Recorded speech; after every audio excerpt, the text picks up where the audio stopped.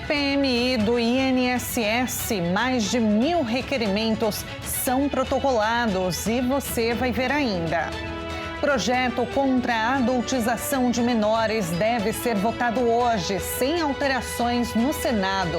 E ainda, laudo médico aponta que saúde de Carla Zambelli é compatível com sua manutenção na prisão.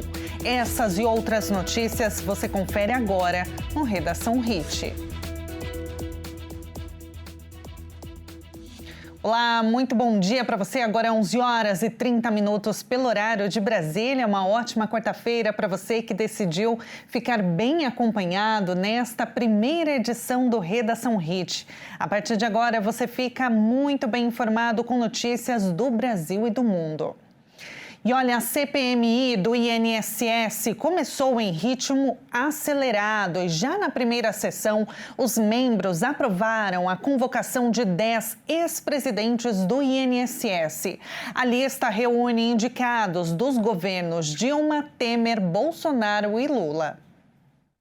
Entre as convocações dos 10 ex-presidentes do Instituto Nacional do Seguro Social estão a de Alessandro Stefanuto, afastado do comando do INSS, após operação da Polícia Federal revelar um esquema de desvios em aposentadorias e pensões. Outra figura convocada a depor é Antônio Carlos Camilo Antunes, que ficou conhecido como Careca do INSS. Ele é apontado como facilitador do esquema, com empresas que teriam servido como intermediárias para as entidades investigadas. Também foi convocado Maurício Camisotti, empresário que é apontado como um dos fraudadores da Previdência. Além dos ex-presidentes do Instituto, o colegiado também convidou ex-ministros da Previdência e pediu acesso à íntegra das apurações sobre as fraudes. Também foram convocados a depor diretores de benefícios do INSS, ex-presidentes da Dataprev e presidentes de entidades e associações envolvidas no esquema. Na primeira sessão da Comissão Parlamentar Mista de Inquérito, o grupo também elegeu o vice-presidente do colegiado. Um acordo entre membros do governo e da oposição levou à escolha de Duarte Júnior para o cargo.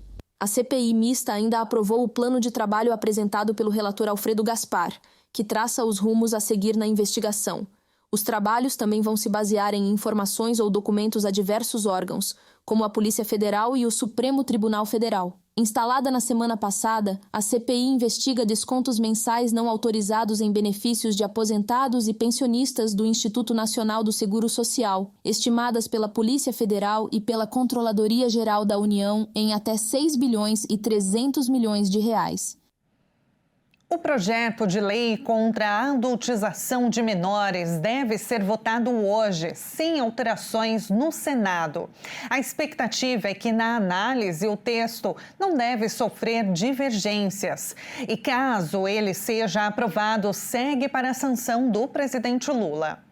Já aprovada pela Câmara dos Deputados, a proposta que estabelece regras para a proteção de crianças e adolescentes nas redes sociais e proíbe a adultização deve ser votada no plenário do Senado sem alterações no texto. Os deputados incluíram no projeto a previsão de que a fiscalização e sanção a empresas que não seguirem a lei sejam feitas por uma autoridade nacional autônoma.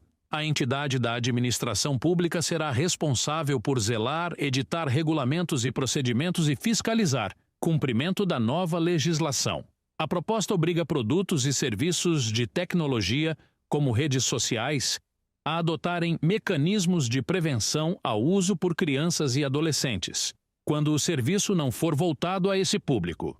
Fornecedores de produtos e provedores de serviços devem tomar providências para prevenir práticas como bullying, exploração sexual e padrões de uso que possam induzir vícios ou transtornos. E as plataformas também devem garantir proteção e privacidade dos dados de menores de idade. As ferramentas devem permitir que responsáveis controlem interações, geolocalização e tempo de uso. O enfraquecimento do controle parental será proibido. E informações monitoradas devem ser invioláveis. Para a efetividade da norma, perfis de menores devem estar vinculados aos dos pais. Um laudo médico apontou que a saúde da deputada Carla Zambelli permite que ela continue detida na Itália. O documento feito a pedido da Justiça italiana assegura, inclusive, que ela pode ser extraditada para o Brasil. O documento de 19 páginas faz uma análise completa do estado de saúde da brasileira, levando em consideração os quadros físico e mental da deputada licenciada. A conclusão é que Zambelli tem condições de seguir seu tratamento médico dentro da penitenciária de Rebibbia, em Roma. Segundo o laudo, como no regime prisional, ela pode receber as terapias para o tratamento de um quadro de transtorno depressivo dentro do estabelecimento. Não surgem elementos que excluam a possibilidade de a pessoa ser mantida detida. O documento também faz referência à síndrome de Ehlers-Danlos, uma doença rara que causa frouxidão nos músculos e articulações, mas que não parece ser um problema grave, que necessite do afastamento da prisão. O laudo também especifica que a greve de fome realizada pela parlamentar licenciada não parece constituir obstáculo ao regime prisional, tendo em vista o comportamento consciente do paciente, a administração adequada da medicação e a hidratação adequada. O documento ainda afirma não identificar complicações no estado de saúde de Zambelli que a impeçam de viajar de avião caso seja extraditada ao Brasil, mas atesta que seria recomendado que fossem adotadas medidas de saúde para evitar efeitos adversos. O Supremo Tribunal Federal determinou a vigilância policial permanente sobre Jair Bolsonaro, que cumpre prisão domiciliar em Brasília. A medida previne o risco de fuga às vésperas do julgamento. O ministro Alexandre de Moraes, do Supremo Tribunal Federal, ordenou o monitoramento policial em tempo integral do ex-presidente Jair Bolsonaro, que cumpre prisão domiciliar desde o início do mês. Em um documento judicial, o magistrado afirmou que existe a possibilidade de risco de fuga do militar da reserva, especialmente diante da proximidade do veredito no STF, previsto entre 2 e 12 de setembro, do julgamento em que é acusado de tentativa de golpe de Estado. A medida atende a um pedido da Procuradoria-Geral da República, que na véspera havia solicitado maior vigilância policial sobre o líder de extrema-direita. Na semana passada, a Polícia Federal afirmou ter encontrado um rascunho de pedido de asilo político argentino no celular de Bolsonaro, documento que reforça as suspeitas de tentativa de fuga e embasou um pedido de indiciamento do ex-presidente por tentativa de obstruir o processo judicial contra ele. A defesa do antigo capitão do Exército acusou a PF de tentar desmoralizá-lo. O ex-presidente é acusado de liderar uma organização criminosa que conspirou para impedir a posse do presidente Lula após a vitória nas eleições de 2022.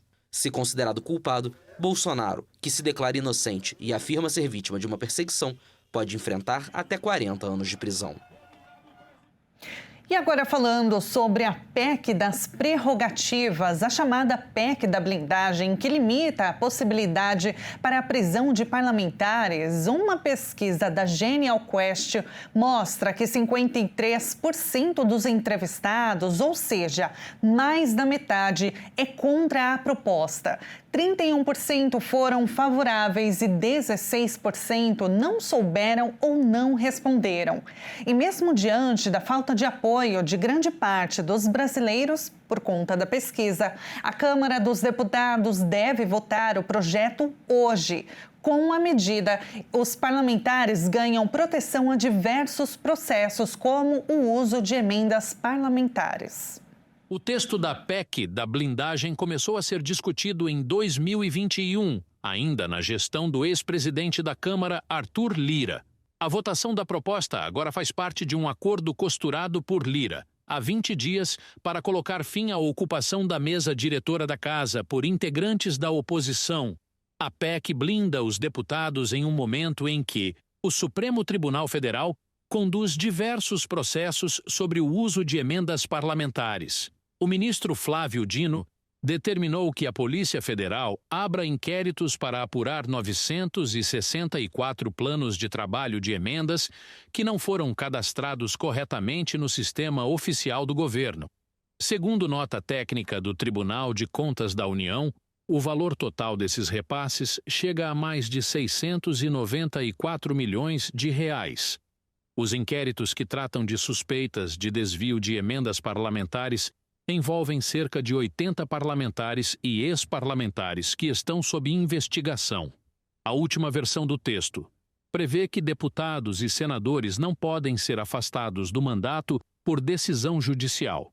Podem ser presos em flagrante por crime inafiançável, mas devem ficar sob custódia do Legislativo até que o plenário decida se mantém ou não a prisão. Não podem ser responsabilizados civil nem penalmente por opiniões, palavras e votos, cabendo exclusivamente a responsabilização ético-disciplinar. E sobre medida cautelar que afete o mandato, como a prisão domiciliar, só terá efeito após ser confirmada pelo plenário do Supremo Tribunal Federal. A Câmara também deve votar a PEC que pretende acabar com o foro privilegiado para autoridades em crimes comuns. Mas, segundo deputados, a ideia é rejeitar a proposta por falta de consenso sobre o texto. E o presidente Lula classificou como irresponsável a suspensão do visto do ministro da Justiça, Ricardo Lewandowski, pelos Estados Unidos. Lula disse que atitudes como esta são inaceitáveis. O presidente Luiz Inácio Lula da Silva afirmou que o governo dos Estados Unidos revogou o visto do ministro da Justiça, Ricardo Lewandowski. Lula classificou a decisão como irresponsável e expressou solidariedade. A declaração do presidente ocorreu durante uma reunião ministerial transmitida ao vivo em Brasília. Na verdade, eu acho que eles estão deixando de receber uma personalidade da tua competência, da tua capacidade. Eu acho que é vergonhoso para eles e não para você. Você deve ter orgulho de saber o que você fez, que fez com que os caras tivessem tanto ódio do Brasil que chegasse a suspender o visto do nosso ministro da Justiça. Essas atitudes são inaceitáveis. O governo de Donald Trump impôs recentemente tarifas punitivas ao Brasil. Washington decretou sanções financeiras e a revogação de vistos de autoridades, em resposta ao julgamento de seu aliado Jair Bolsonaro por suposta tentativa de golpe de Estado. A suspensão de vistos atingiu diretamente o ministro do Supremo Tribunal Federal, Alexandre de Moraes, que preside o julgamento. A Casa Branca também aplicou contra ele a Lei Magnitsky, um instrumento para sancionar financeiramente supostos violadores de direitos humanos em todo o mundo. No final de julho, Washington ainda bloqueou todos os bens e ativos de Moraes nos Estados Unidos e revogou os vistos de outros ministros do STF. No início de agosto, Trump impôs tarifas punitivas de 50% sobre muitos produtos brasileiros, sob o argumento de que há uma caça às bruxas contra Bolsonaro. O ex-presidente está em prisão domiciliar preventiva e a decisão do seu julgamento deve ser proferida a partir de 2 de setembro. Ele pode pegar cerca de 40 anos de prisão. A União Europeia afirmou que o seu direito soberano de regulamentar a tecnologia é inegociável. A reação aconteceu um dia após o presidente dos Estados Unidos, Donald Trump, ameaçar impor novas tarifas sobre os países que, segundo ele, discriminam as empresas tecnológicas americanas. O presidente dos Estados Unidos atacou os países ou organizações que regulamentam o setor tecnológico. O republicano afirmou na plataforma Truth Social que os impostos e a legislação sobre serviços digitais, assim como as regulações sobre mercados digitais, estão projetados para discriminar ou prejudicar a tecnologia americana. Embora não a tenha mencionado diretamente, a União Europeia dispõe de um potente arsenal jurídico na área da tecnologia. O Regulamento de Mercados Digitais e o Regulamento de Serviços Digitais tratam da concorrência e da moderação de conteúdo. A Comissão Europeia refutou firmemente a acusação de que as empresas americanas sejam deliberadamente alvo de suas normas sobre tecnologia digital. E veja a seguir, Justiça reduz penas de condenados pelo incêndio na Boate Kiss. E antes do intervalo, vamos ver o tempo na cidade de Aracaju, 26 graus. Nós voltamos já.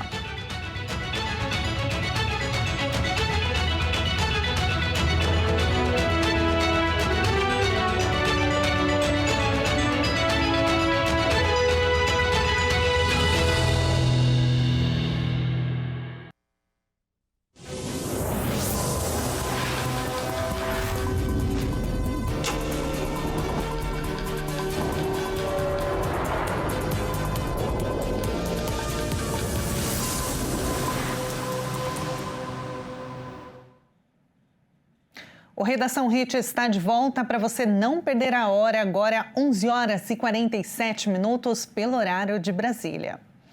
A Justiça do Rio Grande do Sul decidiu reduzir as penas dos 4 condenados pelo incêndio na Boate Kiss. As sentenças, que eram de até 22 anos e meio, caíram para, no máximo, 12 anos. A tragédia da Boate Kiss aconteceu em janeiro de 2013, em Santa Maria, na região central do Rio Grande do Sul. O incêndio deixou 242 mortos e mais de 600 feridos. Quase 13 anos depois, o caso continua sendo a maior tragédia do estado gaúcho. Os desembargadores julgaram na manhã de hoje os recursos das defesas dos 4 condenados pelo caso da Boate Kiss. As defesas pediam a anulação do júri de 2021, o que poderia levar a um novo julgamento. Mas a decisão foi unânime. O júri está mantido. As penas, no entanto, foram reduzidas. A primeira Câmara Especial Criminal decidiu por unanimidade afastar a alegação de que a decisão dos jurados foi manifestamente contrária à prova dos autos e, assim, dar parcial provimento aos recursos defensivos para reduzir as penas finais de Luciano Augusto Bonilha Leão e Marcelo de Jesus dos Santos a 11 anos de reclusão e de Lissandro Calegaro Sper e Mauro Londer Hoffmann a 12 anos de reclusão, mantendo-se as demais combinações da sentença. Mais de 2 bilhões de pessoas não têm acesso seguro à água potável. Segundo o relatório da ONU, a meta do acesso universal até 2030 está bem longe de ser atingida. Um relatório da ONU mostrou que mais de 2 bilhões de pessoas no mundo continuam sem acesso à água potável. As agências das Nações Unidas responsáveis pela saúde e pela infância calculam que no ano passado, 1 em cada 4 pessoas no mundo não teve acesso à água potável administrada de maneira segura. Além disso, mais de 100 milhões de pessoas continuavam dependentes de água superficial, que vem de rios, lagos e canais, sem um tratamento adequado. O número de países que eliminou o uso de águas superficiais para o consumo passou de 142 para 154. E no ano passado, 89 países tinham um serviço básico de fornecimento de água potável, incluindo 31 que alcançaram o acesso universal a serviços administrados. O consumo de água superficial aumentou a exposição a doenças transmitidas pela água. Além disso, a OMS e o UNICEF destacam que o atraso no programa de avanços dos serviços de água, saneamento e higiene continuam lentos e insuficientes para cumprir os objetivos de desenvolvimento sustentável estabelecido pelo Programa Universal da ONU até 2030. Dados da Unesco mostram que regiões de baixa renda e áreas afetadas por conflitos apresentam as maiores dificuldades. Em localidades como da África subsaariana e o sul da Ásia, mais de 40% da população não tem acesso à água potável tratada. Além disso, desde 2015, pouco mais de 960 milhões de pessoas obtiveram acesso à água potável no mundo. No Brasil, os dados do Sistema Nacional de Informações sobre Saneamento indicam que 16% da população não tem abastecimento regular e 100 milhões de pessoas, quase metade da população, não contam com a coleta de esgoto adequada. E a Sabesp começou a diminuir a pressão da água em toda a região metropolitana de São Paulo. O objetivo, segundo a companhia, é reduzir o volume retirado dos reservatórios, que estão com um nível baixo, e evitar aí uma crise hídrica.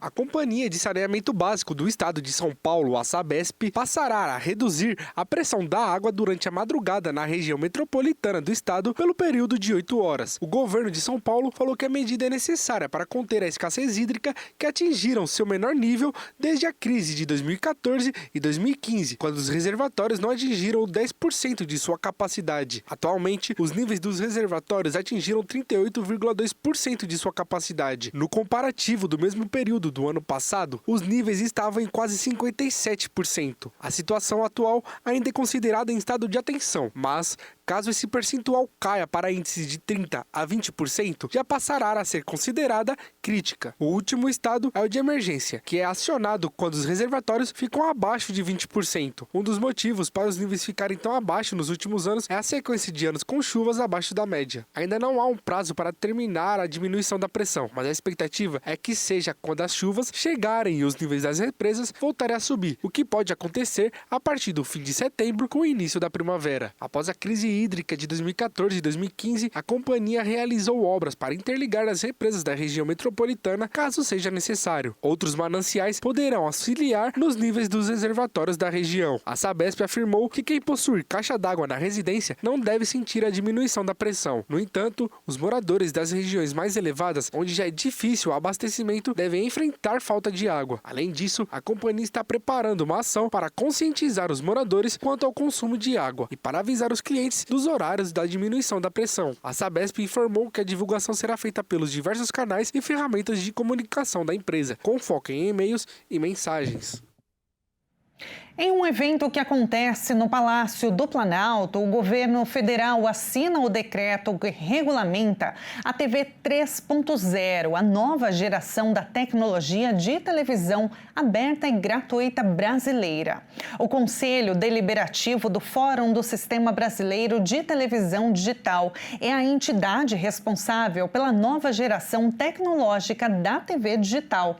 Essa televisão do futuro deve integrar os serviços de internet, a habitual transmissão de sons e imagens, possibilitando o uso de aplicativos para que os telespectadores possam interagir com parte da programação e até mesmo fazer compras diretamente de seu televisor. E nesta edição nós vamos conhecer o interior de Minas Gerais, especificamente a cidade de Itapecerica. A cerca de 160 quilômetros de Belo Horizonte, Itapecerica faz parte do Médio Rio Pará, o curso de água que banha o estado de Minas. Em Tupi-Guarani, Itapecerica significa pedra escorregadia ou penhasco de encosta lisa, em referência aos morros que cercam a cidade. Os registros históricos mostram que por volta de 1730, a região servia como ponto de descanso para homens que seguiam para a capital de Goiás em busca de ouro, prata e pedras preciosas.